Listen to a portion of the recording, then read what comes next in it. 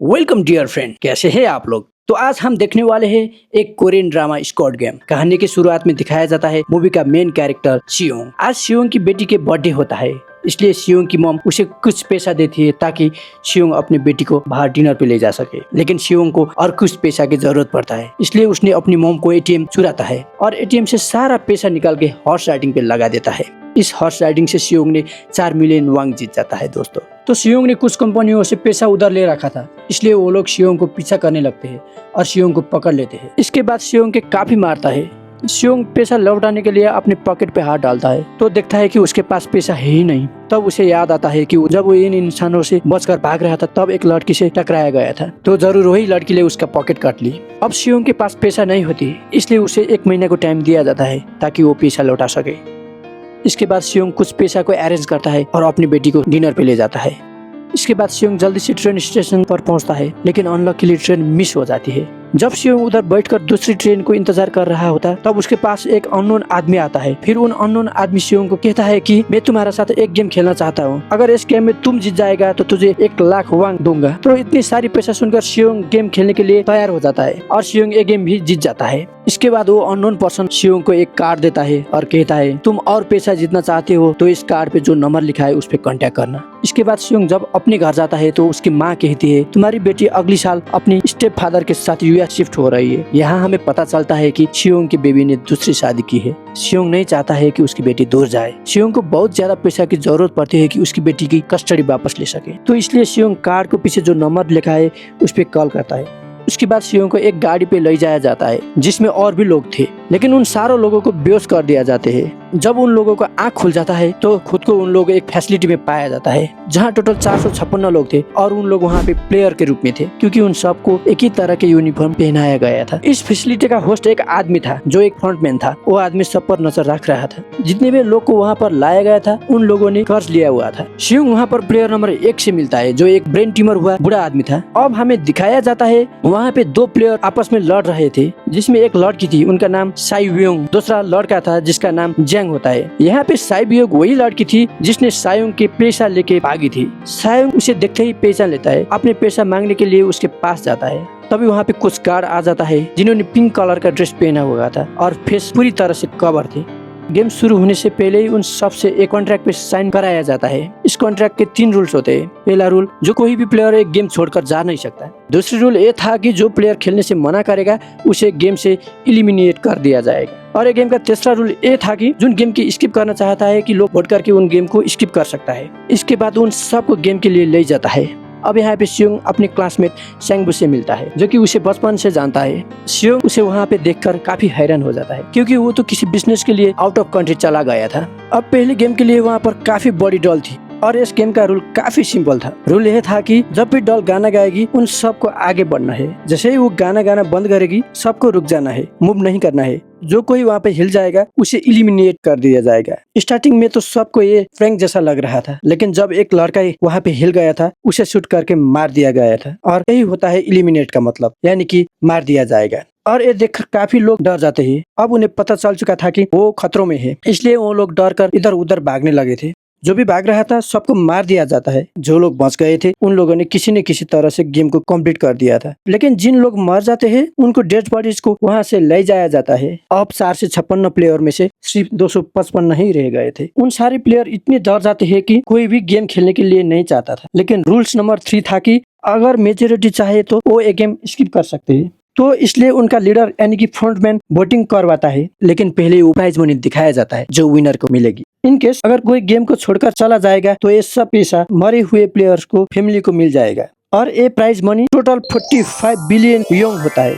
इसके बाद वोटिंग करवाया जाता है। जिसको गेम खेलना नहीं चाहता है गेम को यहीं पे स्टॉप कर दिया जाता है। लेकिन कभी फ्यूचर में कोई इस गेम को रिजॉइन करना चाहता है तो रिजॉइन कर सकता है। इसके बाद सभी लोगों को उनके घर पर छोड़ी जाता है। नेक्स्ट डे शियोंग पुलिस स्टेशन पर जाता है। वहाँ पे वो पुलिस को सारी बात बता देता है, लेकिन उन पुलिस ऑफिसर को शियोंग की बातों पर यकीन नहीं होता है, उल्टा उसे पागल समझना लगता है। इसके बाद शियोंग उन्हें वही वाला कार्ड दिखाता है, लेकिन हैरान कर देने वाला बात ये थी कि उसमें जो नंबर था वो रॉन्ग था। उसके बाद शियोंग जब घर जाता है उसकी मॉम वहाँ पे नहीं होती। उधर उसका दोस्त सेंगबू अपनी मॉम को छुपकर देख रहा होता है। तभी वहाँ पर शियोंग भी आ जाता है। यहाँ पर सेंगबू सैड होकर शियोंग को बताता है कि मेरे ऊपर 6 बिलियन की कर्ज है। मैंने एक क्लाइंट के पैसा लेकर स्टॉक मार्केट पर लगा दिया था, लेकिन उन सारे पैसा डूब गए। तभी शियोंग को हॉस्पिटल से कॉल आता है। शियोंग का मदर का पाँव काफी इंजर्ड था, लेकिन ट्रीटमेंट नहीं होने की वजह से चोट और ज्यादा बढ़ गई। तब डॉक्टर शियोंग को बताता है कि तुम्हारा मॉम को ट्रीटमेंट हो सकता है, लेकिन इसके लिए उनका पाँव काटना होगा, पर उन ऑपरेशन में बहुत ज्यादा पैसा लगने वाला है। लेकिन शियोंग के पास इतनी पैसा नहीं था। उसने तो अपनी मॉम की इंश्योरेंस के सारे पैसा भी उड़ा दिया था। इसलिए शियोंग पैसे मांगने के लिए अपने एक्स वाइफ के घर जाता है, लेकिन उसकी वाइफ उसे पैसा देने से इनकार कर देती है। फिर उसकी वाइफ अपने हस्बैंड को बताता है कि शियोंग आया था पैसे लेने के लिए, और तभी उसके हस्बैंड शियोंग को पैसा देने के लिए जाता है। साथ साथ उसे कहता है कि मेरी फैमिली से दूर रहो, लेकिन शियोंग उसे मारने लगता है और शियोंग की बेटी भी उधर आ जाती है। तो दोस्तों, इसके बाद हमें दिखाया जाता है शियोंग का दोस्त जो पैसे मांगने के लिए अपने बॉस के पास गया था, लेकिन उसे बॉस ने पैसा नहीं दिया, तो इसलिए उन दोनों को बीच लड़ाई हो जाता है। इस लड़ाई के दौर में उनका बॉस के हाथ मशीन पे फंस जाता है, तो मौके के फायदा उठाकर शियोंग का दोस्त पैसा उठाकर वहाँ से भाग जाता है। इसके बाद शियोंग का दोस्त घर आके अपने वाइफ को कहता है पहली फ्लाइट लो, यहाँ से जाओ।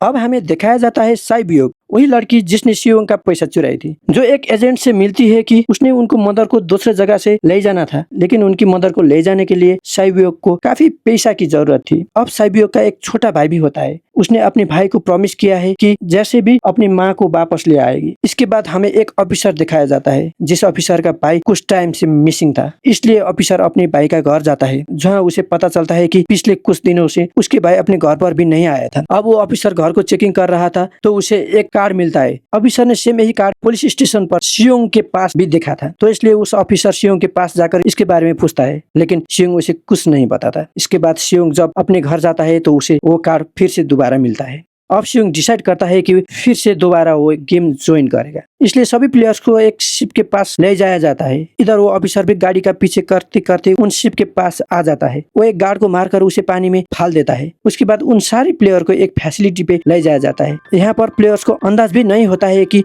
अगली गेम क्या होने वाला है, कैसे खेला जाता है। इसके बाद उन लोग उनका अलग अलग टीम बनाना लगता है। रात को साइबियोक और उसके फीमेल फ्रेंड वॉशरूम जाते हैं। यहाँ पे साइबियोक गार्ड से छुपकर उस फैसिलिटी में चेक करने लगते हैं। तभी वो देखती है कि गार्ड्स बड़े बड़े बर्तनों पे कुछ बना रहे हैं। अभी गार्ड्स को कुछ शक होता है, तो गार्ड्स वॉशरूम चेक करने के लिए आते हैं, लेकिन तब तक साइबियोक वापस आ चुकी होती है। इसके बाद साइबियोक अपनी फीमेल फ्रेंड को सारी बात बता देती है जो उसने देखी थी, लेकिन यहाँ पर सेंगबू सारी बात सुन लेता है और वो इसके बारे में साइबियोक से पूछता है। उसे साइबियोक बताती है कि लोग बड़े बड़े बर्तनों में कुछ पका रहे थे। उसके बाद उन सभी प्लेयर्स को प्ले ग्राउंड पे ले जाया जाता है, जहाँ उनके सामने 4 शेफ होते हैं। 4 शेफ से उन्होंने कुछ एक को चूज करना था। अब यहाँ पर साइबियोक को पता चल चुका था कि गेम क्या है और क्या करना है। सेंगबू शियोंग को बताता है कि सबने अलग अलग शेप लेना है। उसके बाद उन सभी को एक एक बर्तन दिया जाता है, जिसमें कुछ शेप बनी होती है। अब गेम ये होती है कि उन्हें किसी तरह से वो शेप को बाहर निकालना होता है बगैर डैमेज किए। अगर वो शेप थोड़ी सी भी डैमेज हुआ तो उनको एलिमिनेट कर दिया जाएगा, यानी कि मार दिया जाएगा। यहाँ पर सेंगबू उस शेप को इजीली निकाल देता है, लेकिन शियोंग इतना घबरा जाता है कि उसकी हालत खराब हो जाती है। फिर वो किसी भी तरह से इस गेम को भी जीत जाता है। इसके बाद उन प्लेयर्स को रूम पे ले जाया जाता है। यहाँ पे सिर्फ 108 प्लेयर्स ही वापस आए थे। इसके बाद इन सबको खाने के लिए ले जाया जाता है, लेकिन खाने के वजह से जंग एक लड़के से लड़ता है, जहाँ पर जंग उस लड़के को इतना ज्यादा मारता है कि उसकी जान ही चली जाती है। अब इधर हमें दिखाया जाता है उन प्लेयर्स में से एक डॉक्टर होता है, जो गार्ड के साथ मिलकर मरे हुए प्लेयर्स को बॉडी पार्ट निकालता है और चाइनीज से बेचने के काम करता है। इसलिए जब भी उन डेड बॉडी को ले जाया जाता है, उन डेड बॉडी को गायब कर लेते, क्योंकि सब कुछ प्लान के अकॉर्डिंग हो रहा था, क्योंकि ये सारा काम फ्रंटमैन से छुपकर हो रहा था। यही वजह थी कि कंट्रोल रूम पे भी उन्होंने अपना एक आदमी बैठाया हुआ था, जो कि उन लोगों को सारी वीडियो फुटेज डिलीट कर देता था। और गार्ड्स तो डॉक्टर को गेम के बारे में पहले ही बता देता था, ताकि वो सरवाइव कर सके। यहाँ एक गार्ड और डॉक्टर को बताता है, आज हमने प्लेयर्स को जानबूझकर खाना कम दिया है, ताकि उन लोग आपस में लड़ने लगे। उसमें ये होगा कि सारे वीक प्लेयर्स गेम से आउट हो जाएंगे, ताकि गार्ड्स डॉक्टर को अपनी अगली गेम भी बता देता है। अब 30 मिनट के बाद वहाँ पे लाइट बंद होने वाली थी। अब यहाँ पे सेंगबू को पता था कि साइबोंग की टीम जरूर कुछ उल्टा काम करेगी, इसलिए वो उन टीम को बुलाकर रिलैक्स होने के लिए बोलता है। उधर जो डॉक्टर प्लेयर होता है वो जैंग की टीम में शामिल हो जाता है। यहाँ पे डॉक्टर जैंग को बताता है कि अगली गेम क्या होने वाला है। इसके बाद लाइट ऑफ हो जाती है। अब जैंग अपनी टीम के साथ मिलकर बाकी सबको मारने लगता है। जैंग एक लड़की को मारकर साइबोंग को मारना जाता है, तभी शियोंग उसे बचा लेता है। इसके बाद गार्ड बाहर आकर उन सभी को रोक लेता है। अब टोटल 80 लोग रह गया था। इसके बाद उन सभी को तीसरे गेम के लिए ले जाया जाता है। अब यहाँ पे उन्हें 10-10 प्लेयर को एक टीम बनाने के लिए कहा जाता है और उन लोगों ऐसे ही कर लेते हैं। इधर चैंग को अगली गेम के बारे में पहले ही पता चल जाता है, इसलिए लेडीज को अपनी टीम में नहीं रखता। इसके बाद शियोंग भी अपनी एक टीम बना लेता है। इस गेम के रूल होता है कि अपने सामने वाली टीम को नीचे गिराना। इसके बाद गेम स्टार्ट हो जाता है। जैंग की टीम इस गेम को आसानी से जीत जाता है। इसके बाद बारी होती है सायुंग की टीम की। प्लेयर नंबर 1 यानी कि उन बूढ़ा आदमी कहता है, मैंने अपनी जिंदगी में इस टाइप के गेम बहुत ज्यादा खेला है, इसलिए उन सबको गाइड करता है। अब सायुंग की टीम भी किसी तरह से इस गेम को जीत जाता है। फिर दिखाया जाता है कि 30 मिनट के बाद लाइट ऑफ हो जाता है, जिस पर शियोंग सबको बताता है कि रेडी रहे ना। फिर वो डिसाइड करते हैं कि एक एक करके हम पहरा देंगे। अब जैंग की टीम में भी एक से बढ़कर एक चालाक प्लेयर था, तो इसलिए जैंग को डर होता है कि उसके ही टीम उसे साइड न लगा दे। दूसरी तरफ दिखाया जाता है कि गार्ड्स और डॉक्टर मिलकर डेड बॉडीज को पार्ट निकल रहे होते हैं और इन पार्ट को डिलीवरी करने के लिए जाना था गार्ड नंबर 28 और 29। तभी उन सब एक डेड बॉडी के बारे में बात करने लगते हैं जिसकी सिर्फ एक किडनी थी और उन लोगों उसे जॉम्बी कह रहे थे। अब यहाँ गार्ड नंबर 29 जो बॉडी पार्ट डिलीवरी करना जाना था वो कोई और नहीं था बल्कि पुलिस ऑफिसर था जो गार्ड के बेस में वहाँ पर आया था। और ये सब बात सुनकर उसे शौक होता है कि इन लोग मेरे भाई की बात कर रहे हैं, क्योंकि मेरे भाई को भी एक किडनी थी। इसके बाद नंबर 28 और 29 जो कि वो ऑफिसर था, वो बॉडी पार्ट डिलीवरी करने के लिए निकल जाता है। रास्ते में ऑफिसर नोटिस करता है कि टनल में बम लगा हुआ है। तभी प्लेयर 29 बताता है कि जब हम यहाँ से बाहर निकल जाएगा ये टनल बम से उड़ाया जाएगा। अब यहाँ ऑफिसर नंबर 28 से और इन्फॉर्मेशन लेने के लिए कोशिश करता है, इसलिए नंबर 28 को डाउट होने लगता है। नंबर 28 उस ऑफिसर को फेस दिखाने के लिए कहता है। अब वो ऑफिसर अपनी फेस दिखाता है, साथ साथ नंबर 28 पर गन पॉइंट भी कर लेता है। वो ऑफिसर एक किडनी वाले आदमी को बारे में पूछता है कि वो कौन है जिसे तुम जॉम्बी कहता है। नंबर 28 उसे कहता है कि वो एक किडनी वाला इंसान एक लड़की है। यहाँ पर नंबर 28 कहता है कि तुम लीडर का रूम पर जाकर उसका इंफॉर्मेशन ले सकता है। ये जानने के बाद वो ऑफिसर नंबर 28 को मार देता है। अब हमें दिखाया जाता है कि